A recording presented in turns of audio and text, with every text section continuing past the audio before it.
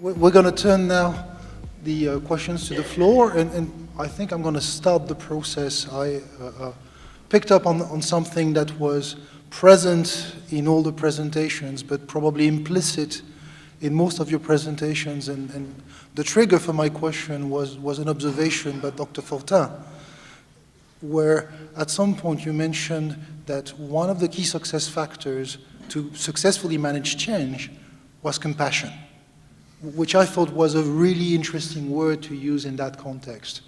And perhaps to open up the conversation to the other presentations, and I think this is a really important theme, I would like to ask the panel what they think is the importance of moral values in managing those complex endeavors. Well, I like my grandmother once told me that you should just treat people the way you want to be treated. So I've kind of lived by that, whether it's work or at home. But there is a fabulous book out right now by Brene Brown called Dare to Leave, and it talks about, has anybody read it? It's really good, and it talks about compassionate leadership and integrity and all these type of things that people say are important, and they're truly important, but she talks about the different paradigms, and she gives you ways that how you would lead in this new fashion and how to open yourself up as an emotional leader, etc. And so that's the only comment I have, but it's a fantastic book if you're interested in reading it. Thank you. So I think on the sort of broader topic, compassion's is a great word, and I think on the broader topic around moral values, the one, and actually you've mentioned it, Beth, but the word that it rings most true to me from a partnership perspective is integrity. And we've heard the word trust a lot today across the various different presentations, and I think trust is born out of integrity, and I think you have to be really transparent and really demonstrate a high integrity approach in all of the decisions that you make if you're going to build the sort of trust that you need for a successful partnership and also for a successful transformation. Thank you.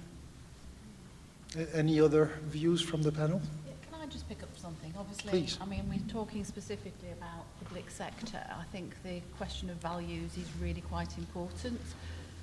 Certainly, again, speaking from a policing organisation, not just about working with the partnerships, but actually recognising when we're trying to get our people to behave and operate differently, a lot of the time it is because they think they're doing the right thing, because their values, certainly in policing organisations, I can speak up personally, they're driven to support and answer everybody who picks up the call for service, but sometimes you actually can't do that, specifically in times when you've got to make choices about what levels of service you can provide. But I think in terms of then trying to drive the business changes, you have to have, I mean, I was going to use the word empathy, perhaps more than maybe compassion in that environment, because you've got to be empathetic, because people are doing these for all the right reasons, and it's just trying to take them on the journey as to why it's okay to say, I'm sorry, I'll signpost you to another service. I can still help you, but it doesn't have to be me as a policing organisation. But people feel really strongly around a lot of those things, and you need to reflect that in your business change strategies.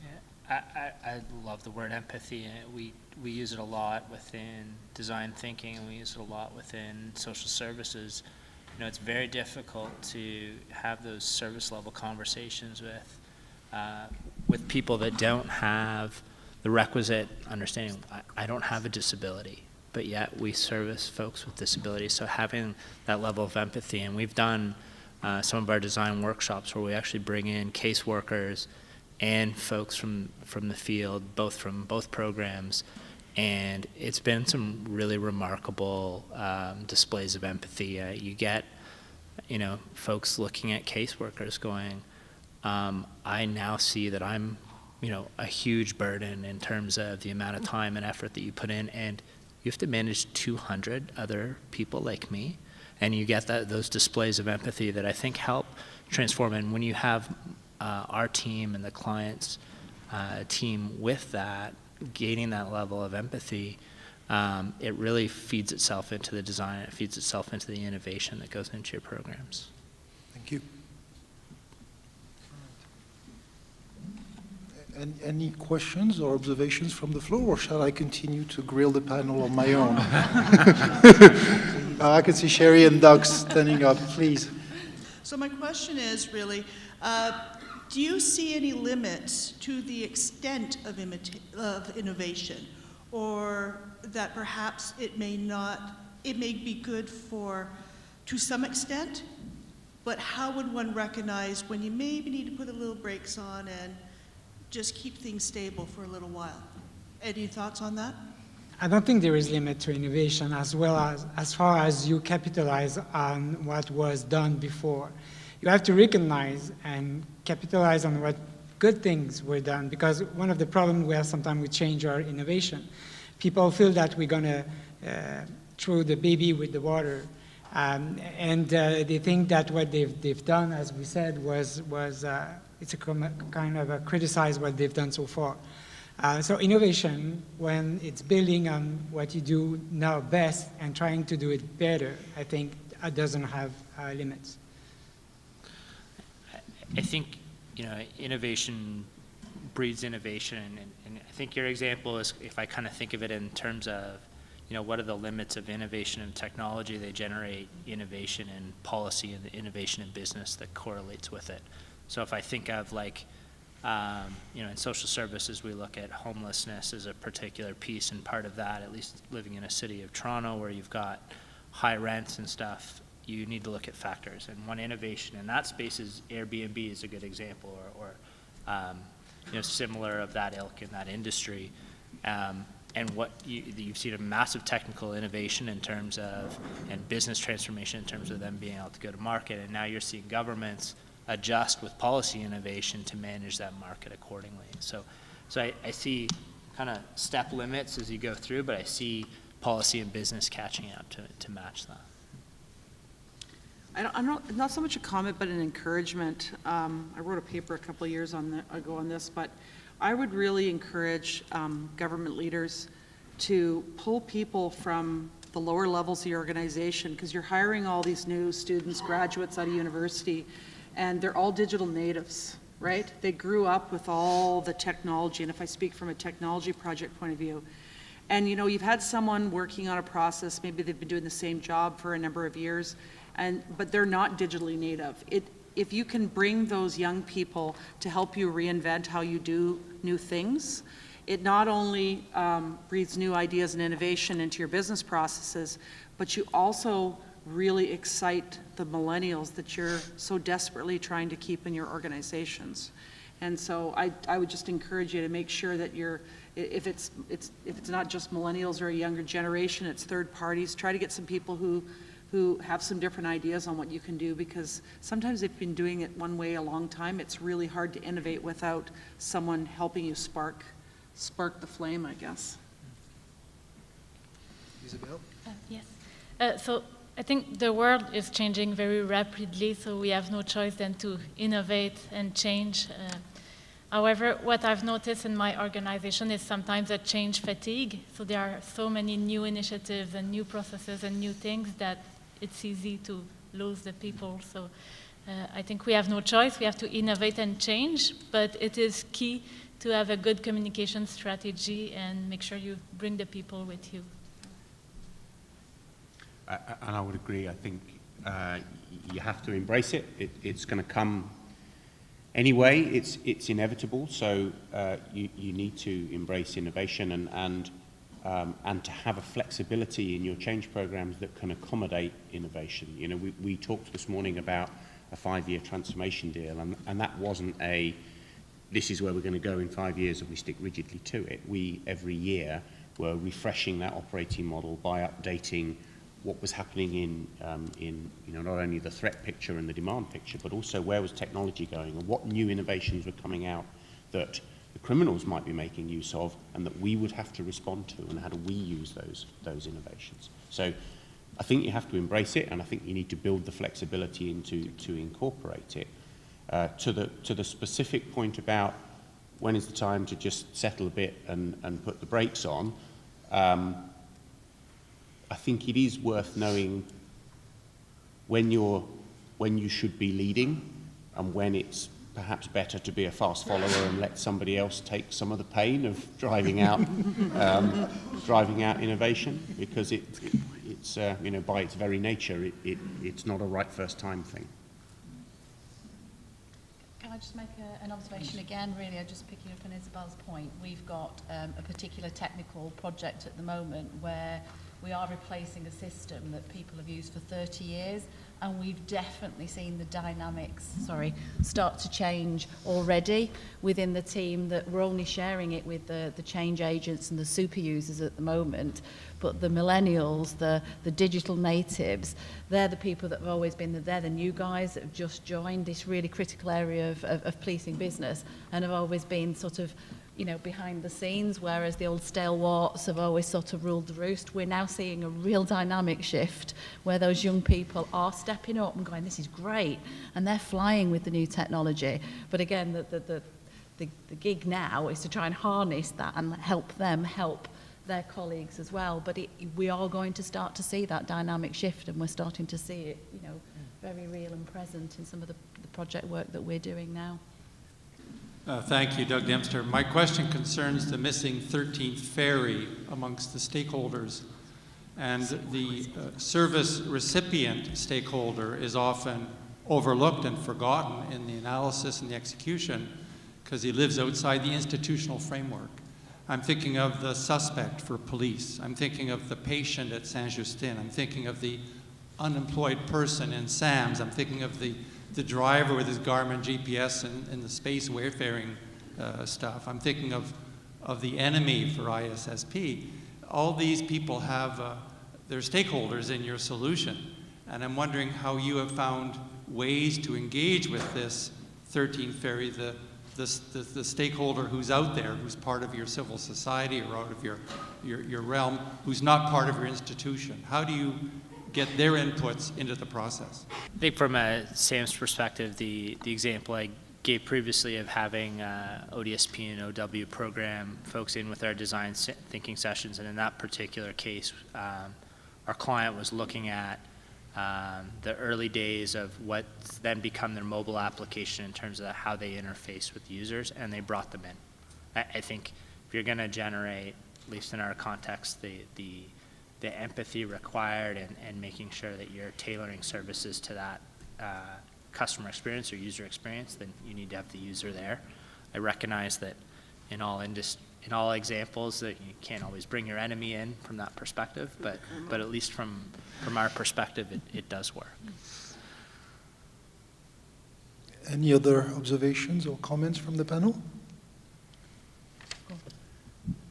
I think to the specific point on policing, when we were doing some of the early work on the 2020 blueprint, or the target operating model, we looked at customer journeys, colleague journeys, but you know, through particular scenarios. So maybe a homicide or a domestic violence case or something like that, and we sort of tried to map through what that journey felt like today for the victim, but also the offender and the officers that were involved, and then tried to, through a process of engagement with citizens on both sides of the fence there, we did look to map out about how that journey could be streamlined, improved, made more effective, but also a bit more engaging for the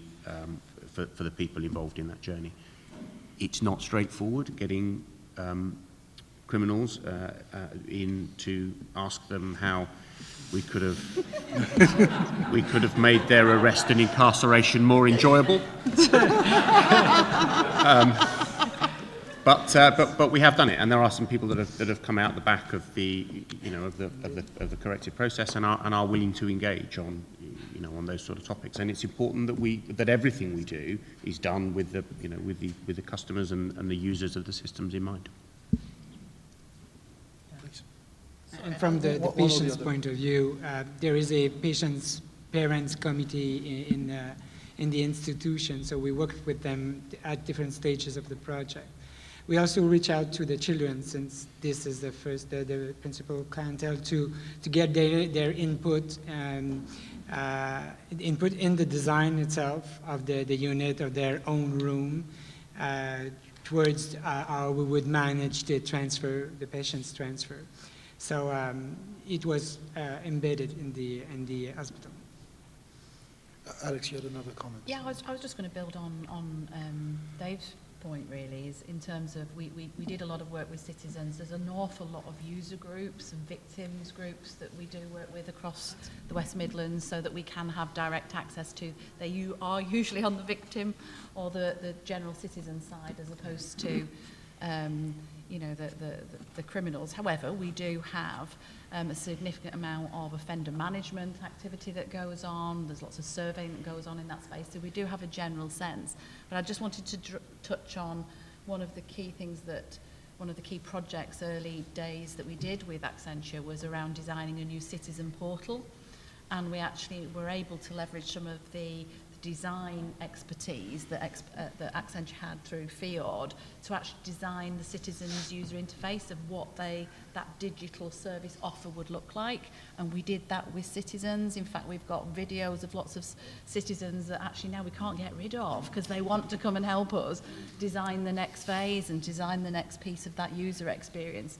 So, you know, it does take effort to do it, but I think we find that actually if you do approach the general populace, the general public, you know, and victims of crime as well, they're really good at coming forward and helping us. And I'd like to think that's why we've got such a good design, because that user interface was co-created with the public.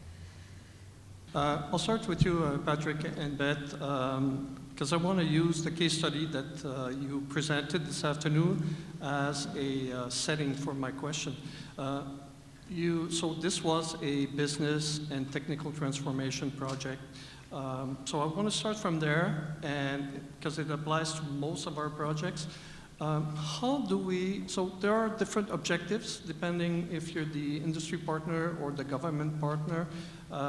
In this case, for example, the system could be ready to go live, but the business transformation is not necessarily mature enough to accept. Same thing would happen in other projects. And we talked about partnership today, developing collaboration, developing that communication between the different partners, the different stakeholders. How do we, in your experience, how do we manage those sometimes competing objectives at times, or even and we talked about alignment of objectives. So how is it done in a partnership where collaboration is and communication is there, but there's still some different objectives at some points? I'd like to get your opinion on that. So you're saying that when the business and the technical are out of sync, how do you have the discussion about that? Well, I mean, I think, you know, if you have a proper governance, it's going to be pretty obvious. And then the question is, well, you can't go live with the technical system if the business isn't ready to accept the change, because then you have problems in the downstream work that it's supposed to execute. And so I think sometimes it depends on, you know, our role in the partnership, but I think for the most part, I mean, we just have that open, honest conversation with the client, and typically what we do is lay out options, right, for consideration. Everything from, you know, basically anything you can imagine in terms of the option, narrow it down, give them the pros and cons, and then start talking through what makes sense to do. I mean, that's probably how we would approach it. And I think it gets back to the partnership that you create and being able to work through when there is lack of alignment, and how do you go through those options. I think, you know, in our case, we were able to have, and David said it well earlier, in terms of, you know, having that transparency with the client and working through it, right? Here's my issue, and here's how it affects us, and I recognize that here's the impact on your organization as well, and here are the options that we think we can work through with you to mitigate it, right? It's those types of conversations that you need to have. And as a follow-up, I guess, like Isabel mentioned this morning, those difficult discussions that you need to have, I mean, that's all part of the process, obviously, to align. I was saying to Patrick this morning as we were kind of getting ready to come over here, I said a lot of these partnerships are kind of like marriages, right? You know, you're in it for the long term. You've chosen your partner carefully, and there are bumps in the road, right? And the people who go the distance are the people that have a good communication and can do make trade-offs, et cetera, on priorities, et cetera, et cetera. So I kind of think like a lot of the principles that go into a good and strong marriage are some of the principles we bring to the partnerships, because it's not much different. Because you got to bear with each other when it's tough going, right, and help each other. You know, it's absolutely right.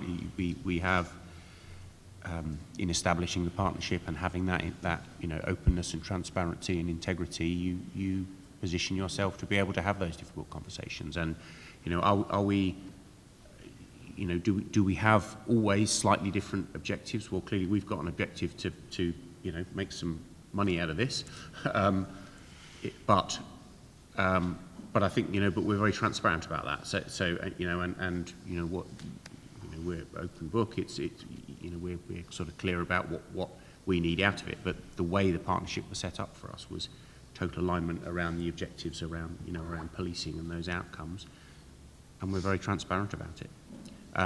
On technology and business getting out of sync, you know, I think as Beth said, if your governance is tight and in place, then you'll see that coming out pretty quickly, and you manage it as you do, you know, any other dependency around you know, things that are slipping out of alignment. You know, follow the triangle that Beth and Patrick talked to, and make your amendments as required. Thank you. And again, just to add to that, if I may, you know, and I know it's slightly different when you are sort of, you know, a client side within a partnership. But again, and I know I possibly said it earlier, I do bang on a lot about is we don't have technical change programs. We have business change programs, of which an element is the technical enabler. Now, I know that is always difficult, and I know we have it now where we have got some tech that's about to come out ticket, and you're having to try and speed up the business side of it in order to make sure that the two remain in sync, or you take a risk that says, we'll take the COTS product and we'll make it work. You know, so you have got choices to make, but actually just keeping the two totally connected so that as best as you are able, so that the two don't diverge, and obviously try through whatever kind of critical path analysis you could do to dovetail them both back together as best as you can. Yeah, Richard Cohen from AdCare. I'd like to ask the panel their views on the business of risk sharing. Isabel mentioned in the, I think it's called the cycle delivery system, that the burden of risk seems to be placed very firmly on industry. And we're talking about, of course, government, industry, procurement processes, and so on. It seems to me that this can be mitigated by the kind of collaboration that I think all of you have been talking about. But there's always been a fear in industry that the risk is always on them, that government should be sharing the risk. And government, in fact, has been open to discussions, at least, about this. So I'd really be very interested to hear your comments on this whole business of risk and who should take the greater burden and so on. The industry is better equipped to deal with risk than us, probably because we deal with taxpayer money. But I think that this conversation can help define maybe better ways to share that risk. So I'm not sure if we could have done it better for ISSP. In that case, the risk transfer to the industry was balanced with the incentive for them to get more contracts, so that's a risk they agreed to take. But it will be an interesting discussion to know, could we have done it better? I'm not sure. Well, thank you. Any other views? You know, we've had loads and loads of discussion on risk-sharing paradigms with different clients. The hardest part for government, given the procurement sometimes, and I really am speaking more to federal because I really do think the provincial governments have more flexibility, is that risk is matched with reward, right? So if someone takes the risk for something in a project, what's the reward outside of just what the contract is, right? So if they take a risk, so it has to be a little bit balanced. I mean, just the simplest risk is like a fixed price contract, right? So someone says, we'll do, 4 days of work. Let's just be super simple, right? Or I'll build your fence for $1,500, right? And your fence is going to be 200 feet long. Well, you get going and the fence is 300 feet long. What happens then, right? Someone said they'd give you a fixed price and now the fence is 100 feet longer. So, or maybe in the risk reward scenario, you say, I'll build you your 200-foot fence and I could do it in 24 hours if you pay me this. If I do it faster, will you pay me more? So those are the types of discussions, and some of those things have to have a procurement layer on it. So it's kind of like buying software as a service. You're going to buy a product where you're going to pay to use it, right? Well, if someone's going to put together it all for you, they're going to want to know how many of it about you're going to use. Because it's reasonable, because they have to take a risk on the pricing and putting everything together. So you have to have that conversation. There's many different models. I think not all of them fit for all governments. The one thing I would say, I think that the provinces maybe do a little bit better than the feds, is they on the risk side, they'll also ask industry as a value add to help them with economic development, increase in jobs, et cetera, et cetera.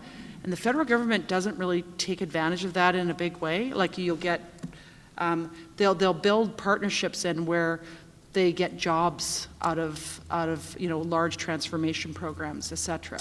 And they're constructed in different ways, but I would say the provincial governments have a bit more flexibility maybe, or are a bit more creative that way than the federal government of Canada.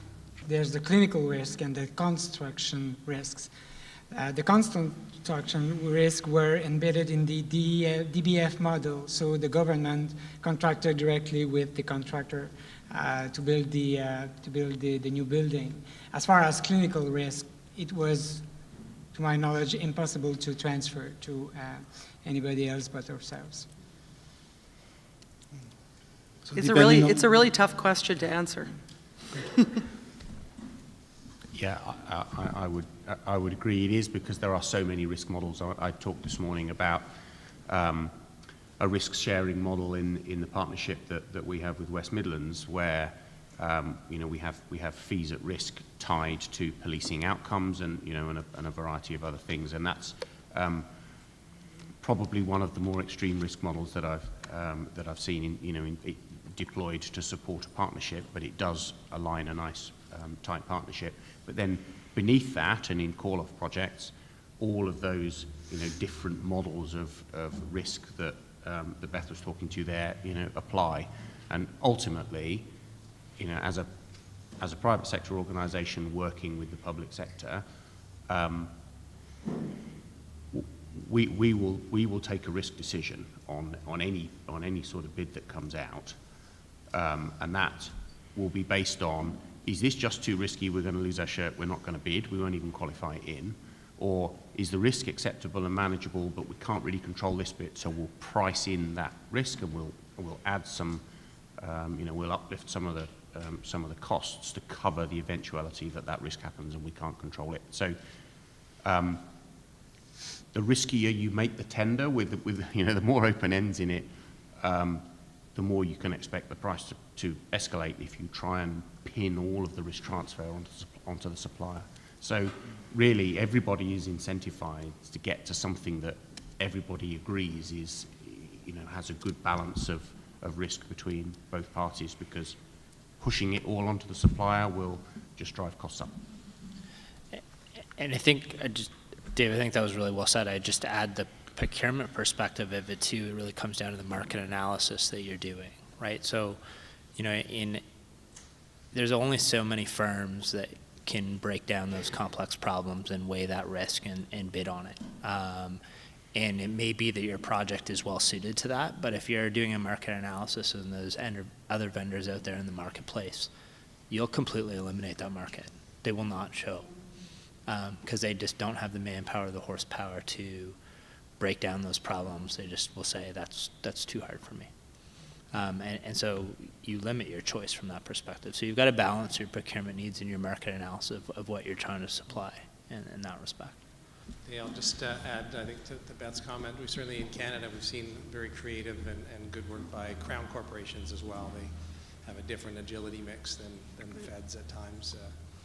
And one other book recommendation while you're on it, it's a book, Pivot to the Future, and it sort of ties into my question here about pivoting.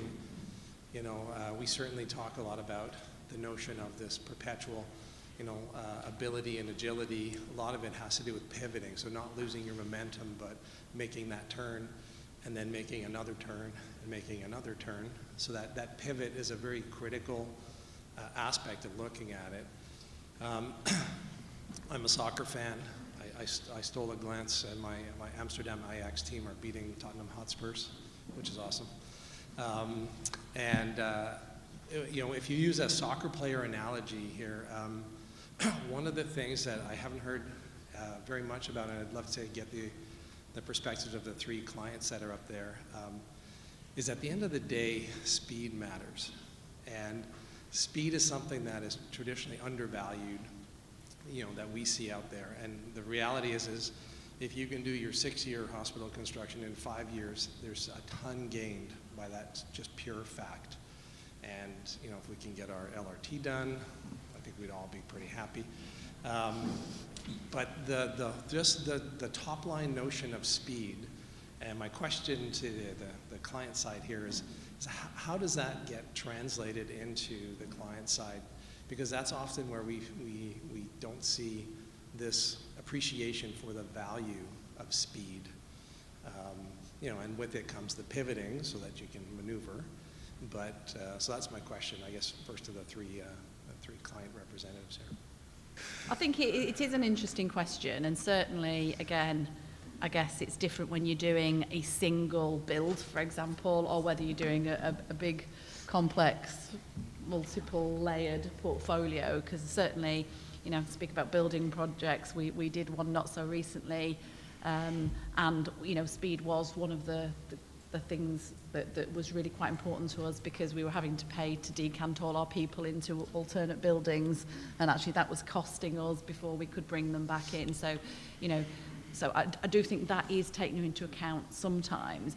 But again, I guess maybe it is a public sector thing when you are going back to your time, cost, quality, scope, you know, paradigm. Then really, a lot of the time, it's the cost that is the constraining or factor. So actually, sometimes that there's very few occasions where, unless you really were going to get significant benefits realised, cashable benefits realised by delivering it 12 months earlier, it would be very difficult through most of the modelling of the things that we've looked at that you would be able to afford to do it. So again, it's about value really, and about whether it pays for itself. So that's how we would look at it from a speed point of view. If we could do it quicker and we could realise benefits, or, you know, a few million benefits 12 months earlier, that is certainly something that certainly our organisation would consider, but it would have to pay for itself. So you generally tend to find a sort of a halfway house that all parties are comfortable with. Thank you. And any other observations from the panel on this issue? No, we can't have a baby in a month. Right, well, that's my cue, I think, as time is of the essence to close the conversation up. So I would like to thank all the keynote speakers for today for sharing with us all their experiences and case study. Thank you very much. Good.